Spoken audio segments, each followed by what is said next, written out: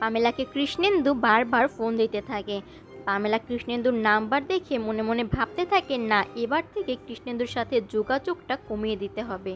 কৃষ্ণেন্দুকে partner হিসেবে যতটা ব্যবহার করার দরকার ছিল ততটা হয়ে গেছে। কৃষ্ণেন্দুকে আমার এখন আর কোনো দরকার নেই। আর ও যদি একবার জানতে পারে যে পাখির বিয়ে ঠিক হয়েছে, তাহলে ও নিশ্চয়ই এখানে এসে কোনো না কোনো গন্ডগোল করবে, আর তাতে করে ও নিজেও ধরা খাবে আর আমাকেও ধরা পড়তে হবে। না, এরকমটা কিছুতেই হতে দেওয়া যাবে না। আমি ফোনটাই রিসিভ করব না। এদিকে পাখি হেঁটে যাচ্ছিল, তখনই দিদুন তাকে ধরে বলে, পাখিমা তুমি এদিকে আও, তোমার লগে আমার কিছু কথা কওনের আছে। দিদুন পাখিকে তার হাত ধরে তার ঘরে নিয়ে বসায়।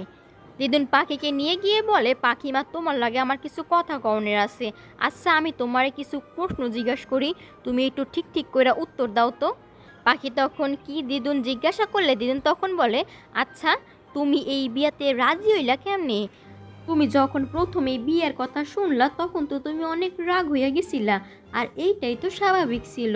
আর এরপরই তুমি এইভাবে বিয়াতে কি করে রাজি হইয়া গেলা? এইভাবে বিয়াতে রাজি হওয়াটা আমার কাছে একদমই স্বাভাবিক লাগতেছে না। আচ্ছা তুমি কও তো, তোমার কি ছোট উল্টাপাল্টা কিছু কইছে? তোমার কি কোনোভাবে জোর জবরদস্তি করছে এই বিয়েটা করণের লাগে? তখন বলে, না দিদুন, আমাকে কেউই জোর জবরদস্তি করেনি। আসলে কি বলো তো, কথায় আছে না, জন্ম মৃত্যু বিয়ে তিন বিধাতা নিয়ে উনি যা ঠিক করে রেখেছেন আমাদের জন্য তাই আমাদের সাথে হবে, আর তাতেই আমাদের ভালো হবে। তুমি একবার ভেবে দেখো না, এই যে অর্ণবাবুর সাথে আমার যখন বিয়ে হয়েছিল, তোমরা বাড়ির কেউ সেটা মেনে নিতে পেরেছিলে? তখন তো কেউই মেনে নিতে পারোনি। আমিও কি ভেবেছিলাম অর্ণবাবুকে 6 মাসের জন্য আমার স্বামী হিসেবে পাবো? কেউ তো সেটা ভাবিনি বলো, সেটাই তো হয়েছে। আসলে আমাদের যা যা হবে তা তো উপরওয়ালাই ঠিক করে রাখেন বলো, এতে আমাদের কি কোনো আছে আদৌ?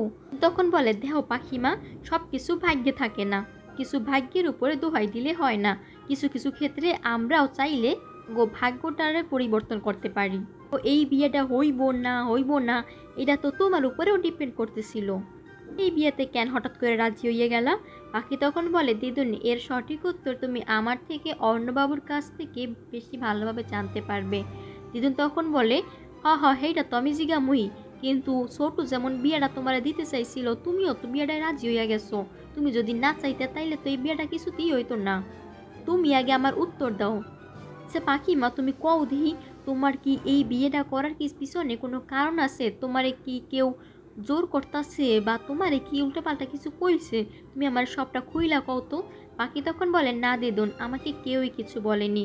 তুমি দেখো, এই বিয়েটা হলে আমার ভালোই হবে। অর্ণবাবু যখন বিয়েটা ঠিক করেছেন, নিশ্চয়ই উনি সবটা দেখিয়ে শুনে তারপরে ঠিক করেছেন। আর গৌতম বাবু সে তো অনেক ভালো মানুষ। দেখো দিদুন, আমি খুবই ভালো থাকবো। তোমাদের ছেড়ে প্রথমে থাকতে একটু কষ্ট হবে। দিদুন তখন বলে, বুঝছি, তুমি আমারে কিছুই কইবা না। এরপর পাখি সেখান থেকে চলে যায়। দিদুন মনে মনে ভাবতে থাকে, এই বিয়াটা আটকামো সেইটাই ভাইবা পাইতাছি না। এদিকে পাখি রুমে গিয়ে তার তারামায়ের সাথে কথা বলতে থাকে, বলে, এই প্রথম আমি দিদুনের কি এত বড় মিথ্যে কথাগুলো বললাম। আমাকে ক্ষমা করে দিও, আমার তোমাকে এভাবে মিথ্যে বলা ছাড়া কিছুই করার ছিল না। আমি নিজেও জানি না অর্ণবাবু কেন এই বিয়েটা ঠিক করেছেন, আমাকে কিছুই বলছেনই না। তবে এবার আমার যা ভালো মনে হবে আমি তাই করব। আর এই কথা বলতে না বলতেই অর্ণ তার রুমে এসে হাজির হয়। অর্ণ পাখি বলে ডাক দিলে পাখি তখনও তার তারামায়ের দিকে তাকিয়েছিল। অর্ণ তখন বলে, তোমাকে বলেছি না আমি যখন কথা বলবো তখন আমার দিকে তাকিয়ে কথা বলবে। তখন উঠে তার সামনে দাঁড়িয়ে বলে, আপনি কি ভেবেছেন? হ্যাঁ, আপনি যখন যা বলবেন তাই আমাকে শুনতে হবে? আপনি যা বলেছেন আমি তো তাই করছি, সবটাই আপনার কথা মেনে চলছি। তারপর আর কি বলার আছে? তখন বলে, ও আচ্ছা, গৌতমের সাথে এরকম বাড়াবাড়ি করতে আমি তোমাকে বলেছিলাম? তখনই কিছু বলতে যাবে, কিন্তু সে খেয়াল করে প্যামেলা দরজার পাশে দাঁড়িয়ে তাদের কথা শুনছে। তাই পাখি প্যামেলাকে শোনানোর জন্য আবার অভিনয় করে কথা বলতে শুরু করে দেয়। পাখি বলে, দেখুন অর্ণবাবু, এই বিয়েটা আপনি ঠিক করেছেন, কার সাথে হবে সেটাও আপনি ঠিক করেছেন। এখন আমি আমার হবু স্বামীর সাথে কিভাবে কথা বলবো, কি করব না করব, সেটাও কি আপনাকে বলতে হবে? তখন বলে, হ্যাঁ অবশ্যই, কারণ বলেই অর্ণ থেমে যায়। পাখি তখন বলে, কারণ আপনি আমাকে ভালোবাসেন, আমার জন্য চিন্তা করেন, তাই তো? আর তখনই পাখির ফোন আসে। গৌতম তাকে ফোন দেয়। পাখি গৌতমের ফোন নাম্বার দেখিয়েই বলে, দেখেছেন, অর্ণবাবু, গৌতমবাবু আমাকে ফোন করেছেন। আসলে কি বলুন তো, আমাকে যদি সত্যিকারে কেউ ভালোবেসে থাকে আর জন্য কেউ চিন্তা করে থাকে, তাহলে সেটা হলো গৌতমবাবু। দেখুন না তার সাথে আমার কতটুকু সময়ের পড়েছে, অথচ দেখুন সে আমাকে ঘন্টায় ঘন্টায় ফোন করছে। আমার কি কি ভালো লাগে, কি কি পছন্দ, সবটা তার জানা হয়ে গিয়েছে। তখনই কিছু বলতে যাবে, কিন্তু পাখি বলে দাঁড়ান দাঁড়ান, গৌতমবাবু তো ফোন দিয়েছে, ফোনটা কেটে যাবে, আমি আগে কথা বলি। পাখি ফোনটা রিসিভ করে, কথা বলতে বলতে সেখান থেকে চলে যায়। এদিকে অরণ্য দাঁড়িয়ে দাঁড়িয়ে পাখির উপর খুব বিরক্ত হতে থাকে। তখনই প্যামেলা এসে অরণ্যকে ডাক দেয়। প্যামেলা বলে, অরণ্য তোর সাথে একটা কথা ছিল। অরণ্য কি জিজ্ঞাসা করলে?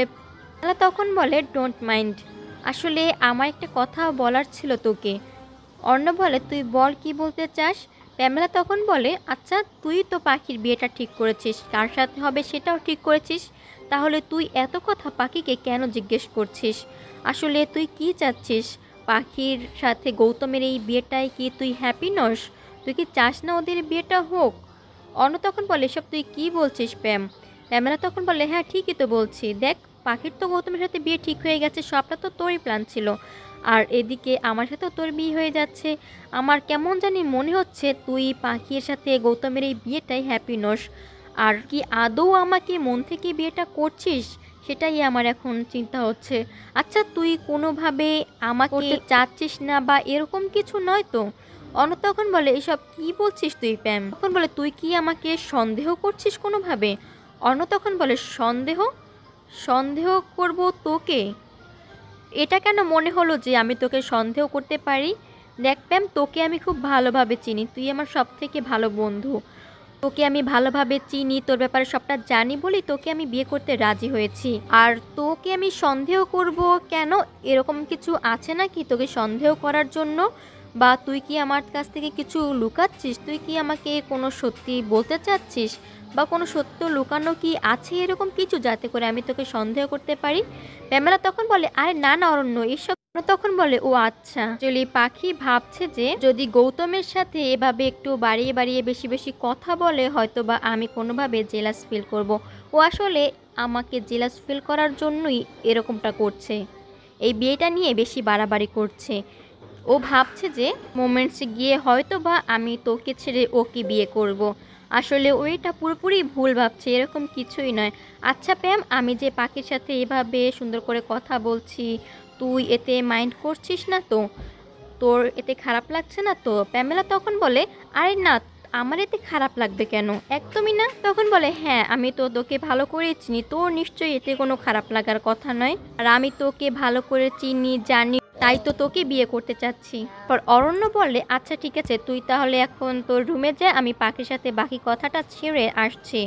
প্যামেলা তখন বলে, ঠিক আছে, এই বলে প্যামেলা সেখান থেকে চলে যায়।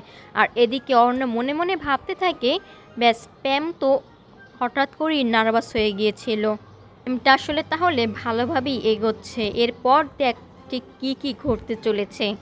এদিকে প্যামেলা তার রুমে গিয়ে মনে মনে ভাবতে থাকে, আমি এগুলো কি করতে যাচ্ছিলাম, একটু হলে অরণ্যর সামনে ধরা খেয়ে যেতাম।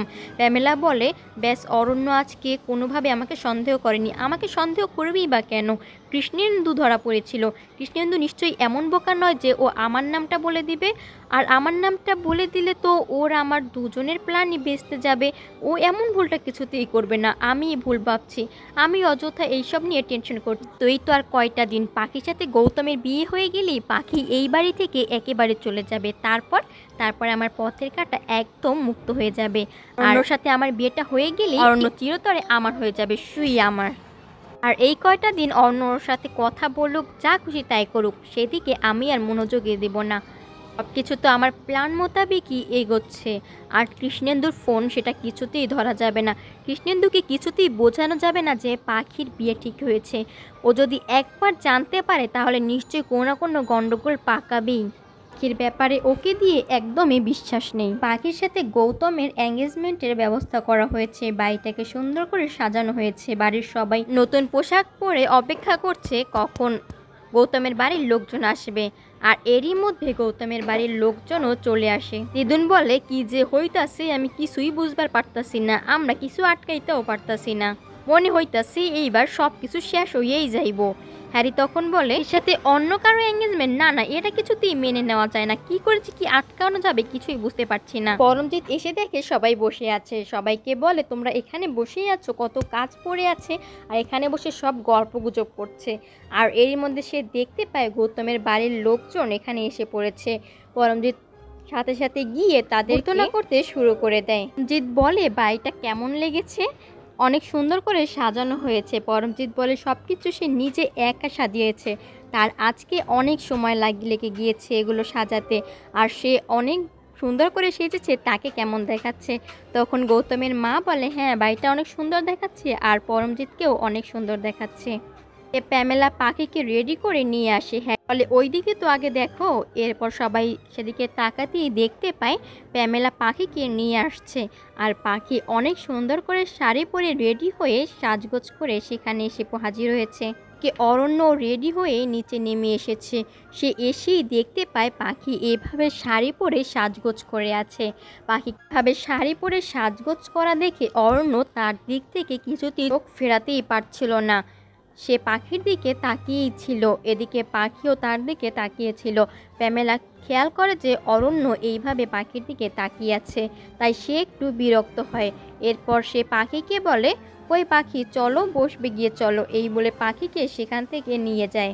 পাখিও সুন্দরভাবে গিয়ে গৌতমের পাশে বসে খুব হাসতে থাকে। অর্ণ তখন পাখির দিকে বিরক্ত হয়ে তাকায় আর বিরক্ত প্রকাশ করে, কিন্তু পাখি অর্ণকে দেখানোর জন্য আর মুচকি মুচকি হাসতে থাকে। অর্ণ তার পাখির হাতে অন্য কেউ রিং পরাবে, সেটা কি মেনে নিবে, নাকি অর্ণ অন্য কোনো প্ল্যান করবে? এই এপিসোডগুলি ধারাবাহিকভাবে শেষ অবধি সবার আগে পেতে অবশ্যই আমার চ্যানেলটি সাবস্ক্রাইব করে রাখুন। হ্যাঁ, ভিডিওতে লাইক কমেন্ট করতে ভুলবেন না। সকলকে অসংখ্য ধন্যবাদ।